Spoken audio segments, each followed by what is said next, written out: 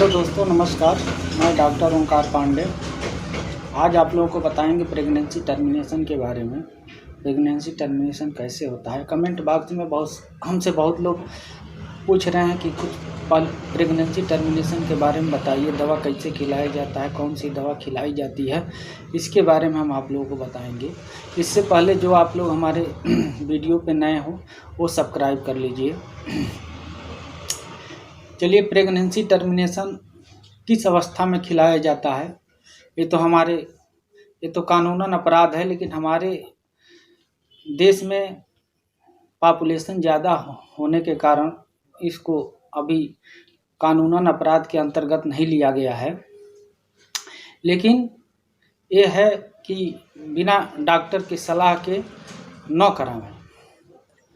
Pregnancy terminate कैसे कराया जाता है। जैसे इस समय बहुत दवाएं चल रही हैं, जैसे क्लियर किट चल रहा है, अनवांटेड किट चल रहा है, ये सब दवाएं चल रही हैं।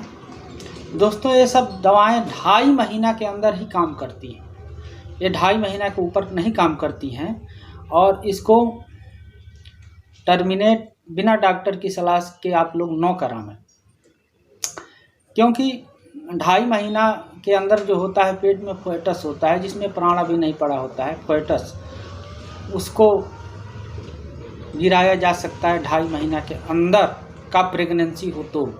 2.5 महीना से ऊपर वैसे 3 महीना तक खिला सकते हैं, लेकिन वो भगवान भरोसे है। 2.5 महीना के अंदर हो तो। अब वो खिलाया कैसे जाता है। जैसे अनवांटेड किट ले लीजिए, उसमें सबसे ऊपर वाली जो दवा होती है वो बच्चेदानी का मुंह खोलने के काम में आती है। बच्चेदानी के मुंह खोलने में काम आती है, उसको सबसे पहले खिलाया जाता है। उसके बाद से कई विधि हैं, कई तरह से खिलाया जाता है। अलग अलग डॉक्टर अलग अलग तरह से खिलाने का सलाह देते हैं, लेकिन वो आपको मैं सब बता रहा हूँ।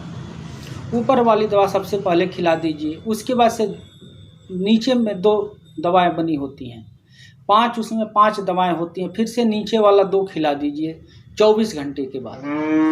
फिर उसके 24 घंटे के बाद उसके नीचे वाली 2 दवाएं खिला दीजिए। पहला विधि तो ये हुआ।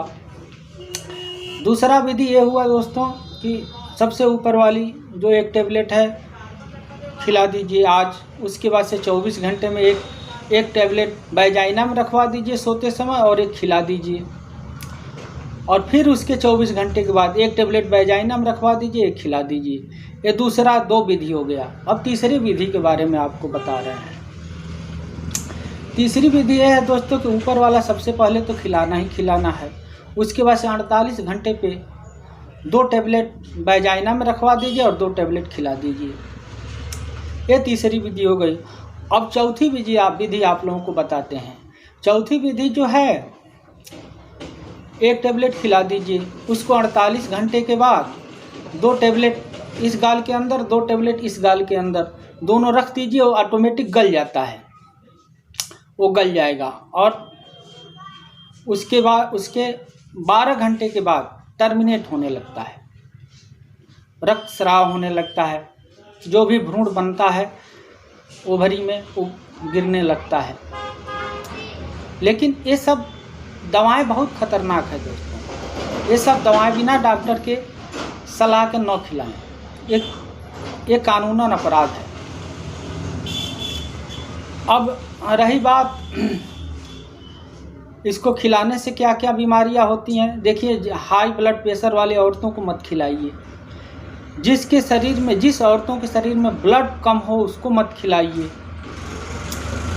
जो औरतें मेंटली डिस्टर्ब हों उसको मत खिलाइए। और एक ध्यान जरूर रखिएगा, इसको खिलाने के बाद जब टर्मिनेट हो जाए उसके बाद 10 मूला रिस्ट, अशोका रिस्ट, ये सब सिरप जरूर पिला दीजिएगा।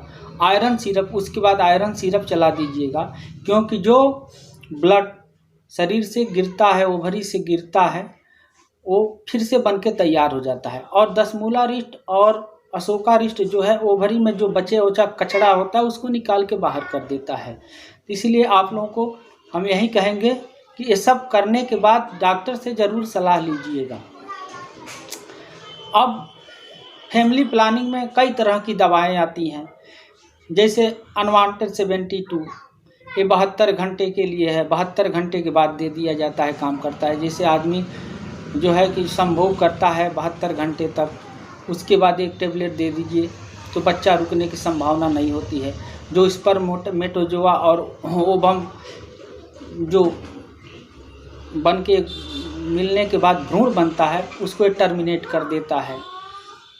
उसके बाद से माला डी, मालायन, कापर टी, माला डी, मालायन, उसके बाद सहेली, ये सब अनेकों प्रकार की दवाएं मार्केट में लॉन्च कर रही हैं, जिसको रोज़ किसी दवा को रोज़ खिलाया जाता है, किसी को तीसरे दिन खिलाया जाता है। अब आप लोगों को हम बता दें, ये दवाएं बहुत नुकसान करती हैं। ये जो है ओवरी के अंदर ये जो जाती हैं दवाई, जैसे माला डी, सहेली वगैरह आप खिलाते हैं तो ये टर्मिनेट भ्रूण को मार देती है अंदर जा कर के, और अंदर जाके मार देती है तो ओवरी में इसमें चिपक जाता है, एक लेयर बन जाता है। जो उसमें अवशिष्ट पदार्थ होते हैं वो लेयर के रूप में बनने लगते हैं, वो लेयर बन जाता है। और लेयर बनते बनते उसमें ये हमेशा आदमी जब ऐसे करता रहता है तो एक दिन उसको ओवरी कैंसर हो जाता है। आप लोग बहुत सुन भी रहे हैं इस समय कि औरतों के बच्चेदानी में कैंसर हो गया, उसका ओवरी डैमेज है, उसका एमसी सही से नहीं आता है, एमसी कभी महीना में 3 बार आता है। ये सब इसी दवाइयों का इफ़ेक्ट है। और जब ओवरी कैंसर हो जाता है तो उसको ओवरी को एक ही रास्ता है, ओवरी को काट के निकलवा दिया जाता है। तो ये सब दवाएं बहुत ख़तरनाक होती हैं। और फिर मैं जाते जाते ये भी कह रहा हूँ कि ये सब जो भी आप दवाएं खिलाएं, इसको बिना डॉक्टर के सलाह के न खिलाएं। ये हमारा आप लोगों से रिक्वेस्ट है। अगले चैनल में आप लोगों को किसी दूसरे बीमारी के बारे में बताऊंगा। तब तक के लिए धन्यवाद। हमारा चैनल सब्सक्राइब और लाइक ज़रूर करिएगा। नमस्कार।